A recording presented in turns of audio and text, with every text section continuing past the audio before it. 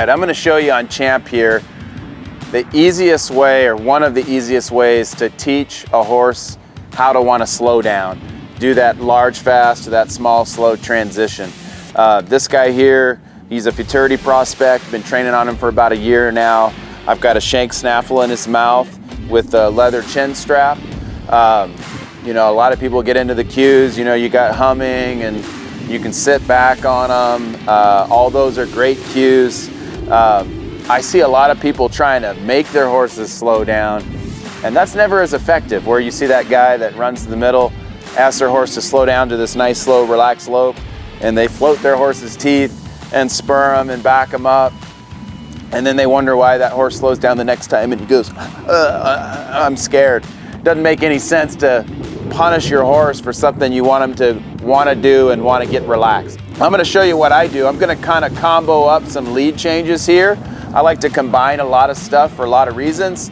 Number one, you know, random stuff is going to be part of his competition, spinning, running and circling, changing leads, running and stopping. I need him to get good at all that stuff.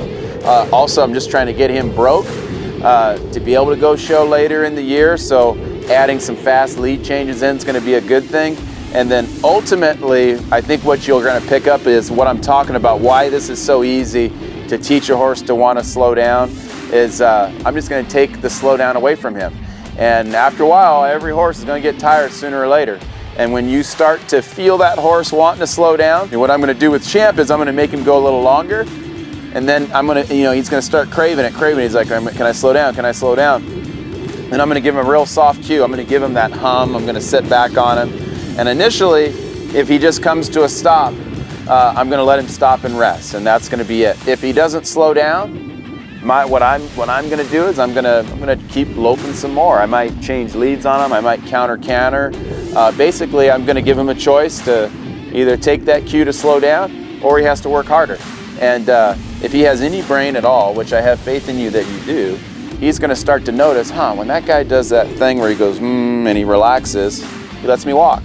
So that's my plan. We always got to have a plan before we start working, and we can change the plan always, but let's see what happens.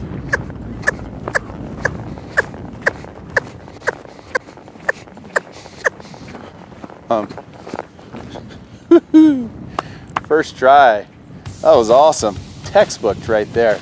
So what you saw when I first loped off on Champ and started running through here, that first circle or two, his head kind of came up.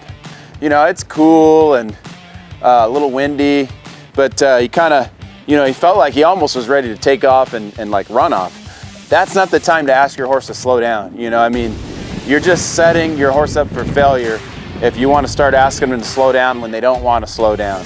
So what I did there, you saw me counter him. I kind of worked on him a little bit, kind of worked on his face. I got to work on my steering a little. I never did change leads, which I talked about doing.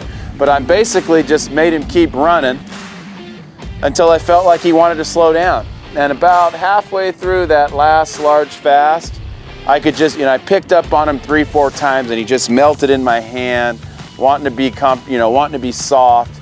And that's when I went ahead and asked him to slow down. Now, if he had, you know, and then right there, he was awesome. He came right down to a stop, which initially that's what I want to do. I want to make it that black and white.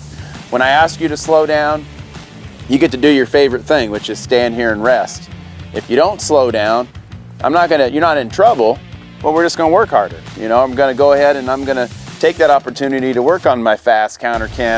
And like I told you, I maybe even would change leads. He felt so kind of fresh to me that I didn't even want to try changing leads, because I just didn't think that was going to be something successful. And then now we'd be getting into working on lead changes when I told you we're working on trying to get him to transition to a slow. So that's why I chose not to. And I just kept running. If he hadn't slowed down, I would have just kept working. Maybe would have countered a little more, and then would have just kept asking him, hey, want to slow down? And then when he does, do this right here.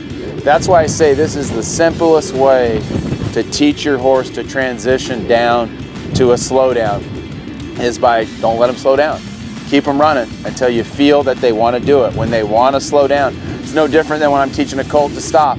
I don't ask them to stop till I feel like they want it. What's that mean? Well, when they're not wanting to take you, when they're not wanting to run off, when you kind of relax and they kind of come back to you, or like with this colt's case, his ears came back onto me, he dropped his head a little bit. He's telling me, okay, I'm relaxed, I'm listening. And then when I said, hey, you want to slow down? I let him stop and rest, and I stand here and talk for 20 minutes, and he gets to catch his air. Next time we run, hopefully it takes less time. Hopefully pretty soon, the minute I lope off, he's waiting for that cue to slow down. That's what we talk about. We love a reining horse, that you got to push more than you got to pedal. That's how you build that into him. Are you looking to step your game up? Perfect. All you have to do is go to mattmillsreining.com. It's only $24.95 a month. Sign up today, because the key to success is knowing.